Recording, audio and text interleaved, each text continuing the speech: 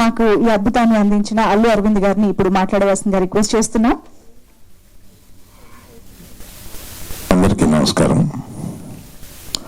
ఈ సినిమాని నాకు లభింపజేసి నేను రిలీజ్ చేసేలాగా వెనకుండి నడిపించిన నరసింహస్వామికి నమస్కారం. నేను కొద్దిమందిని ఇక్కడ మెన్షన్ చేసుకోవాల్సిన అవసరం ఉంది. నాకు హుంబాలో ఫిల్మ్స్కి నాకు ఒక అవినాభావ సంబంధం ఉంది. విజయ్ గారు ఫోన్ చేసి ఈ సినిమాని రిలీజ్ చేయాలి అంటే తప్పనిసరిగా అనేది మాకు అంతకన్నా పెద్దగా సంభాషణ ఉండదు. అట్లాగే కాంతారా ఇంకొక ఆయన సినిమా ఇంకొక చోట రిలీజ్ చేశాం. ఆయనకి మనస్ఫూర్తిగా కృతజ్ఞతలు చెప్తున్నాను ఈ అవకాశం నాకు తీసుకొచ్చినందుకు. ఆ తర్వాత నిర్మాత శిల్ప గారితో ఫోన్ చేసి నేను మొదటి రోజున థియేటర్ హంబుల్గా చేశాము. ఈ సినిమాకి రియాక్షన్ చూసి రెట్టింపు చేశాము. సాయంత్రానికి మరుసటి రోజుకి మళ్ళీ ఇంటూ థియేటర్స్ పెట్టి పెంచుకుంటూ వెళ్తున్నాము అని ఆమెకి ఫోన్ చేసి చెప్పినప్పుడు ఆమె అలాగే నేను ఆమె మాట్లాడిన దాన్ని బట్టి ఆమె 50 సంవత్సరాలు ఉంటాయని అనుకున్నాను. ఆమె అంత చక్కగా ఇది మా ప్రయత్నం ఏమీ లేదు సార్, నరసింహస్వామి మా ద్వారా ఈ పని చేయించాడు, నరసింహస్వామి మీ దగ్గరికి పంపించి ఇది రిలీజ్ చేయించాడు అని ఏది చెప్పినా వాళ్ళు నమ్మిన దీంతో మాట్లాడుతున్నారు. సరే, దర్శకుడితోటి ఈరోజు మాట్లాడాను, అశ్విన్ కుమార్ గారితో. ఈ హంబుల్నెస్లో 2 రకాలు ఉంటాయి. హంబుల్నెస్ని ప్రజెంట్ చేస్తారు కొంతమంది, హంబుల్నెస్ని రియల్గా ఇక్కడ ఫీల్ అవుతూ ఉంటారు కొంతమంది.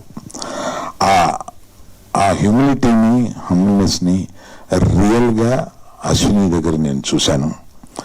నేను దానికి నిజంగా వీళ్ళు ఇంత ఆ ప్రయత్నం ఎన్ని కష్టాలు పడ్డారో. 2020 యూ స్టార్టెడ్ దిస్ ఇన్ 2021 నుంచి ఇప్పటి వరకు ఈ సినిమా తీయడానికి ఎన్ని కష్టాలు పడ్డారో అది పొద్దున చెబుతుంటే నిజంగా వాళ్ళకి మొండితనంతో ఆ సినిమాని పూర్తి చేయాలన్న ఒక పట్టుదలతోటి 3 సంవత్సరాలు దాని వెనకాల పడి దాన్ని పూర్తి చేశారు.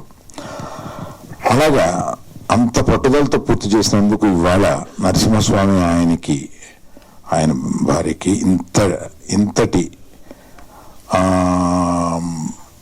భారతదేశం అంతా జేజేలు పలుకుతూ ఈ సినిమాకి స్వాగతం పలుకుతున్నారు.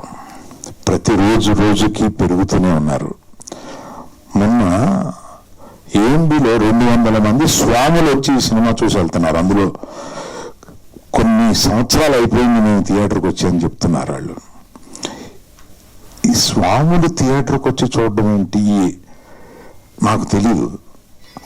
నేను ఈ సినిమాని ఇంకెట్లా ప్రమోట్ చేయాలి అని ఆలోచించుకుంటున్నాను. దీనికి ప్రమోషన్ అక్కర్లేదు, ఆటోమేటిక్గా ఒకళ్ళు ఇప్పుడు ఈయన చూశారు జొన్నవిత్తులు గారు, ఆ ఉద్వేగం ఆయన చెప్పగలిగారు. అది ఆయన చెప్పలేకుండా ఉద్వేగం ఫీల్ అయ్యి ఇంట్లో వాళ్ళకి పక్కింటి వాళ్ళకి చెప్పే ఒక సందర్భం ఈ సినిమాకు ఉన్నది. అలాగే యాక్చువల్గా